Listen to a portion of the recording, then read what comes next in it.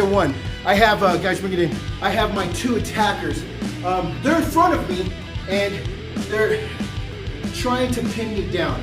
I don't want to walk in the middle of both of these guys. If I walk in the middle of both of them, now they're gonna start hitting me. If I turn my head and try to address one, I still gotta address the other. So I don't want to walk in the middle of them. As they're coming in, I don't want to keep moving backwards.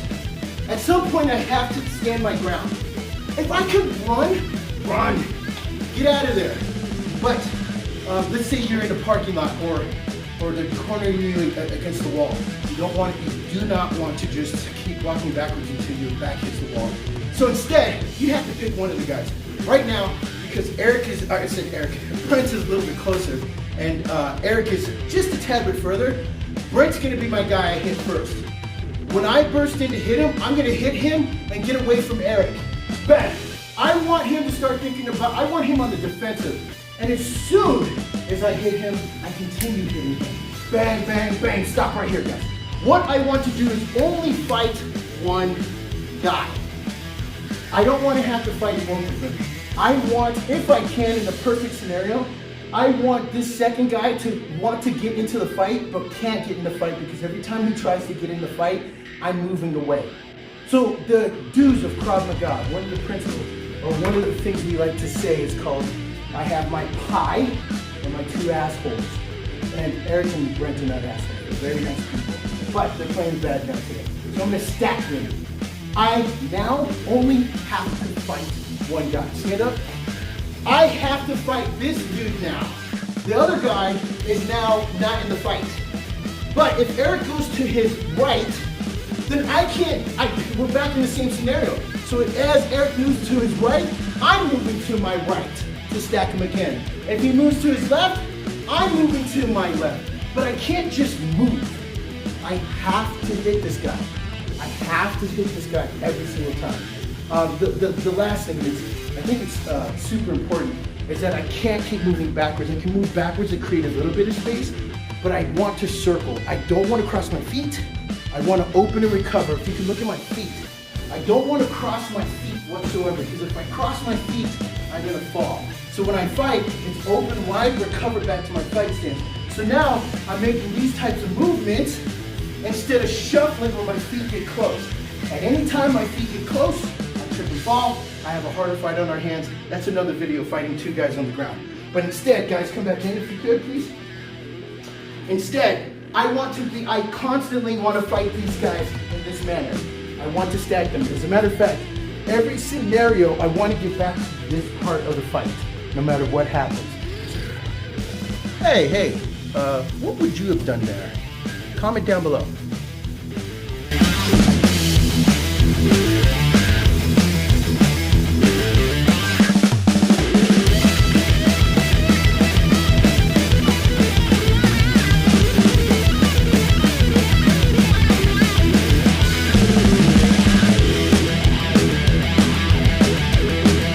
So we got scenario two. Scenario one, two guys in front of me. Now scenario two, I have both of my attackers on the side of me, right? So now this is where we didn't want to be. Like I said before, I don't want to be in between two bad guys because now I have to address both of them and they're on both sides. It makes it very difficult. I have to choose one side. Not because I dislike Brent, but because Brent is a little, as you can see, Brent is a little bit closer than Eric is. Brent is way closer than Eric. So I'm going to punch Brent. If Eric was an inch closer, I would punch Eric. But he's lucky he stayed away. So as soon as I can, guys, I know this doesn't sound correct, but I'm gonna burst in and hit this guy. Boom. The minute I do that, I need to start circling because I still have Eric behind me. If I stay here and continue fighting, Eric comes from behind, hits me, I'm taking damage, maybe even Eric is crazy enough and he tackles me or something of that nature. I don't want that. Once again, I want to stack them as soon as possible and then get out of there. So as soon as this happens, I punch, bang, and then I'm looking to circle around and we're back to where we were at before. Super important. Just like I said before, I want to stack them. I want to fight one of them. That is it. So that's scenario two, guys.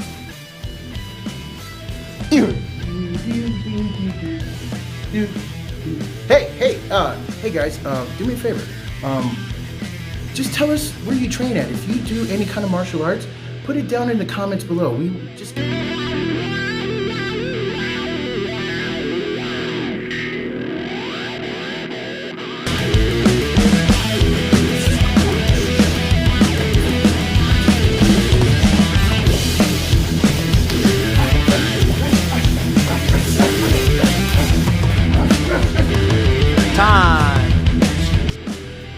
Guys, back at it again.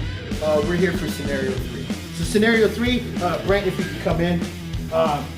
Brent and I are engaged in this fight. Now, just to make sure that everybody understands, if I can get away, run away, anything of that nature, I will. This guy is now engaging me in a fight. Look, if I can just walk away, hey, no problem, man, walk away. But we are talking about the worst case scenario. I know he's about to hit me, so I do my defense. I don't care what your defense is, but me and this guy are now engaging in a fight. Boom, boom, boom, we're fighting. He's hitting me, boom, we're in this brawl-out fight, and his friend starts hitting me. Time, right here. His friend starts hitting me. I want to address something. If I am not out cold, I need to do something. If you listen, I know you guys are gonna get on the internet and be like, well, what if he knocks you out? He knocks you out and you're in trouble. But he got the jump on you. You're not out cold. We're talking about he hits you and you're stunned. First thing, he hits me and I'm stunned, and as I'm getting hit, I'm gonna cover up. I have to make a decision. So now I'm gonna circle. And now I got myself into a better position. I covered up as best as I can. I may take some damage. I can start fighting from here. Boom, boom, boom, and then stacking and fighting, just like we did before. Let's change the scenario. Now, let's change this just a little bit now. They're both hitting me, so he came up from behind and I'm covering. I can now turn and start striking whoever's closer and stack. The whole thing is, look, if I'm hit and I'm conscious, luckily maybe this guy hit me and it just stunned me a little bit, cover up. But if I'm still conscious and I can fight, then I'm going to finish this fight. I'm gonna fight one of them and stack them. That is the goal. Hey guys, if you love the content and everything that we're doing here, we have an online university. Check the link below. You'll get to see all the Krav Maga stuff from Colorado Krav Maga. Now let's talk about strikes that are going to be super effective. You notice in all of my demos I use palm heel strikes and not straight punches. Well, straight punches are going to be effective, but you notice Brent kept tucking his chin and covering up. I don't want to hit him with my fist and break my hand. So I just changed that to a palm heel strike, straight out, boom, boom. I can even hammer fist and hit him, which is great. I have groin kicks. I didn't want to kick Brent because I don't know if he's wearing a cup or not, and I don't want to hurt him because we need him for other videos. Just saying. So I could throw a groin kick, boom, right?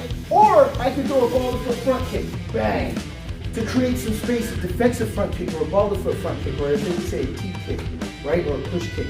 So to be safe, throw these straight punches, these palm heel strikes, these hammer fists, groin kicks, defensive front kicks to create space. Here's the deal. Now, if I'm in this position and I want to control this guy now, I can. So you have your Muay Thai clinch, we have our Krav Maga clinch. Now I have him and I can start throwing knees and hitting him, and as Brent is moving around, I can just throw him into this guy, bang, and it's gonna be harder to hit. Now, Brent is pretty long. So as I'm striking, see right here, Brent's pretty long, so as I'm striking, he may hit me. It's not the greatest position to hold this guy. But if I'm pretty damn good with my knee strikes, as he's hitting me, I'll shove him into this dude to create more space. All right? So remember, straight punches, palm heel strikes, ball to foot front kicks, groin kicks, and then also controlling this guy in some kind of Muay Thai clinch are really good ways and good tactics to use. Just get us through this fight, period. Hey guys, thanks for watching the video. Nate, yes. Thanks for watching the multiple attacker video. Yes. Make sure you comment what you want to see more of down below. Yes. Thanks for watching the multiple attacker video, and make sure you put a comment down below.